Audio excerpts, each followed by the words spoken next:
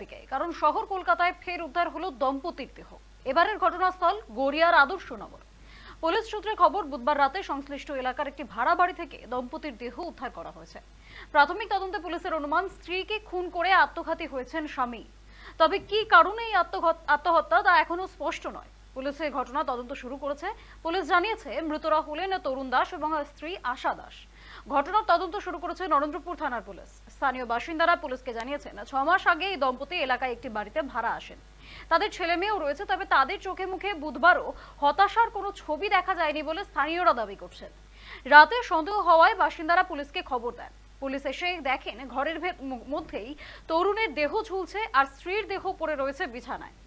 আশা দেবীর গলায় গভীর ক্ষতের দাগ রয়েছে, যা থেকেই পুলিশের প্রাথমিক অনুমান স্ত্রীকে খুন করে গলায় দড়ি দিয়ে আত্মহত্যা করেছেন ওই ব্যক্তি। শহরে একের পর এক আত্মহত্যার ঘটনা ঘিরে জনমানসে তীব্র শোরগোল তৈরি হয়েছে। গত 19 ফেব্রুয়ারি ট্যাংরা থেকে উদ্ধার হয় 2 বধূ এবং কিশোরী মেয়ের দেহ।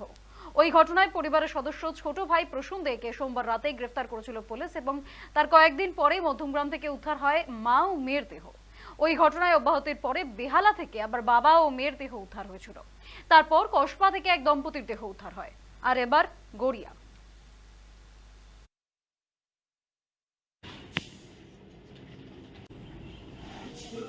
আচ্ছা,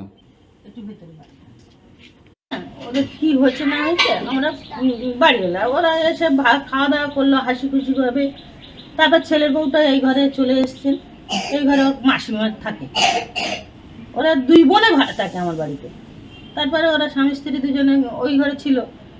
তারপরে তার একটা ছেলে, বাচ্চা ছেলে স্কুল থেকে এসে গিয়ে দরজাটা খুলে দেখতেছে যে মেশো ওই অবস্থা। ছুটে এসে ওর মার কাছে বলতেছে, বলো মামা এই দেখবে আসুক। আর আমি বলছি কি হয়েছে কি হয়েছে, আমি কিন্তু এখানে দাঁড়িয়ে আছি।